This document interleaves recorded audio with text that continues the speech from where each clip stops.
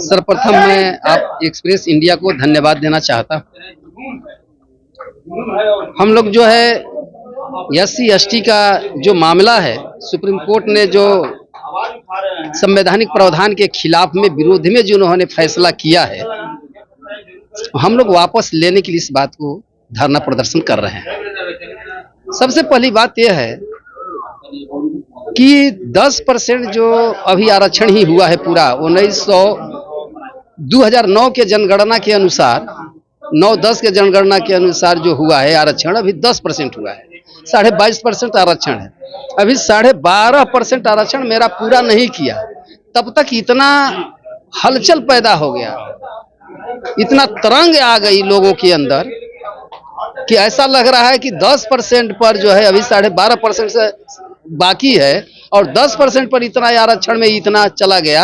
अगर 12.5% वो आरक्षण पूरा कर लेगा तो ऐसा लगता है कि हुक्मरान जो है भारत का यही रहेगा।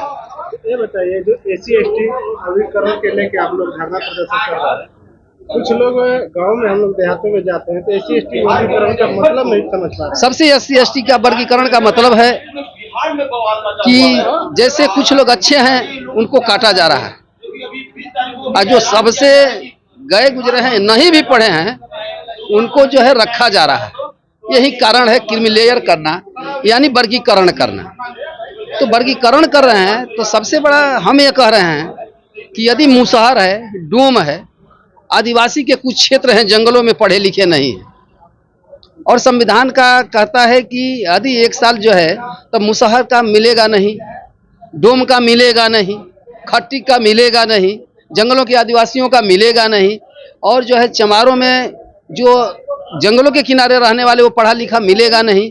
तो सारे सीट वैकेंट रहेंगे। जो बाजार के किनारे के रहने वाले हैं, कुछ छोटी टाउन के रहने वाले लोग हैं, कुछ विकसित जो निचली परत के लोग पहाड़ से रहने वाले हैं, उन लोग शिक्षित हैं, लेकिन बाकी तो अशिक्षित हैं।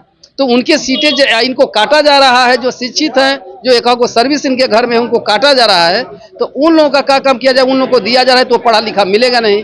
तो जब उन लोगों को आरक्षण दिया जाएगा तो 1 साल वैकेंट सीट खाली रह जाएगा, तो वो क्या काम करेगा, जनरल कोटा में जाएगा। तो जनरल कोटा तो इसी तरह से 60% रखा है, अपना 60% तो इसी तरह से रखा है और 7% इसी तरह से रखा है, और वो कोटवा लेना चाहता है कि 1 साल के अंदर फिर उसमें हम हो जाएं। तो हम ये कहते हैं कि जो आरक्षण ये कर रहे हो, कॉलेजियम को तोड़ क्यों नहीं देता है? बपौती रखा है क्या, या उसमें क्यों नहीं कहता है कि किस जाति से कितने % लोग आ रहे हैं? आवाज उठाते हैं, लेकिन SC/ST का जो नेता है वो लोग आवाज नहीं उठा रहा है। आखिर क्यों? क्या देखिए, SC/ST के कुछ नेता उठाते हैं आवाज, कुछ नेता नहीं उठाते। आखिर क्यों? जो ज्वाइंट इलेक्टोरेट के अंदर पले हुए हैं, जो बाबा साहब ने कहा था कि ज्वाइंट इलेक्टोरेट से टूल स्टूडेंट एजेंट पैदा होते हैं, भड़वे और दलाल पैदा होते हैं, जो किसी दल के साथ गए हैं, डरने नहीं बोलते हैं, वो SC/ST। और उसको ये पता बेवकूफ़ को नहीं है कि हम जीत करके आए हैं तो किसके आरक्षण से आए हैं, इस आरक्षण को किसने दिया है। मेरे आरक्षण में इस बार सांसद बना हूँ, विधायक बना हूँ, क्या अगला बार बनूंगा या नहीं बनूंगा? मेरा काटा जा रहा है, नहीं काटा, उसको दिमाग नहीं है, क्योंकि वो बिना पढ़े लिखे संविधान की जानकारी नहीं लेते हुए चमचा में वो चला गया, इसलिए उसको जो है बोलने का ज्ञान नहीं है, वो बोल नहीं पाता है। अगर कुछ लोग हैं, अगर जानकारी रखते हैं, तो वो जब जानकारी रखते हैं तो डर के मारे नहीं बोलते हैं कि मेरा पद को छीन दिया जाएगा या दोबारा सांसद का पद मुझे दिया नहीं जाएगा चुनाव लड़ने के लिए। किस तरह का आप लोग भारत बंद करेंगे, उससे आपको कामयाबी मिलेगी? बहुत कामयाबी मिलेगी, मिला है, मिलेगी, पहले भी मिला है।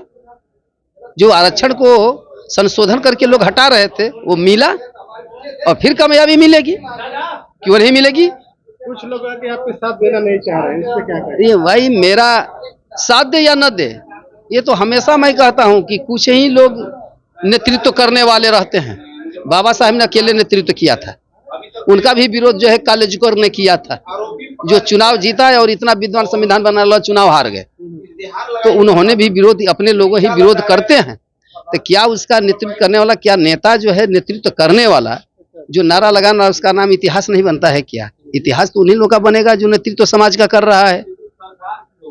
ऐसे तो बहुत है चिड़िया चुड़ुंग, लेकिन वही कोयल, जंगल की कोयल जो आग बुझा रही थी अपने चोंच से, तो उसे इसका इतिहास बना कि जंगल के जो है आग, भले जंगल में आग लगी हुई बुझे या ना बुझे, लेकिन उसका इतिहास बनेगा कि बुझाने वाले में जो है कोयल थी। 21 तारीख को कहाँ धरना प्रदर्शन रहेगा? अरे बहुत, पूरे भारत, पूरे भारत, इससे भारत को क्या संदेश मिलेगा? पूरे प्रखंड स्तर से लेकर के पूरे भारत, राज्य स्तर से लेकर के केंद्र स्तर तक रहे, जिला स्तर तक सारे जगह रहेगा। इससे सरकार को क्या प्रभाव होगा? बहुत प्रभाव होगा, क्यों नहीं प्रभाव होगा, हमेशा प्रभावित रहा है, क्यों नहीं। जब सत्ता में विपक्ष मजबूत हो सकता है 10 वर्षों के बाद, क्या इतने लोग, भारत के SC ST की संख्या इतनी है और OBC की संख्या जो 85 के तहत आते हैं, और उसमें SC ST की संख्या इतना 22.5% है, उतना 22.5% अकेले है, क्या उसका नहीं चलेगा? क्या चल रहा है? बहुत है।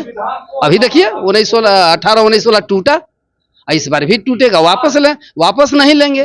22.5% आरक्षण को, 12.5% आरक्षण को पूरा करो। सरकार वापस नहीं लेगा तो आप लोग क्या करेंगे?